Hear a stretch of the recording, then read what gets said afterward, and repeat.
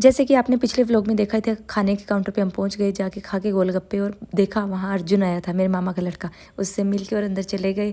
अंदर हमने main course में दही, रायता और ये जो दाल मखनी और बहुत सारी चीज़ें खाई, बहुत सारी वैरायटी थी, बट हमने थोड़ी थोड़ी ली क्योंकि हम दोनों की एक ही प्लेट तैयार की थी। हमने जूठा नहीं छोड़ना चाहिए, इसलिए हमने लिमिटेड लिया और लिमिटेड खाया। और सादी रोटी खाई थी भाई, और रोटी खाने का मन नहीं था क्योंकि फास्ट फूड बाहर खा लिया था, इसलिए हमने सारी चीज़ थोड़ी थोड़ी टेस्ट की। उसके बाद ये दोनों भी अंदर आ गए थे और मैं भाभी के लिए लेके आई थी साबूदाने की खीर, और फिर मैं खा रही थी गुलाब जामुन, जिससे मेरा मुंह जल गया, और भाभी खा रही थी अपने। फिर मैं और मंजू कर रहे थे नौटंकी, जैसे पहले के ज़माने में शादियों में होते थे, और मैं इनको चिढ़ा रही थी आइसक्रीम के साथ क्योंकि इन सभी को जुकाम था।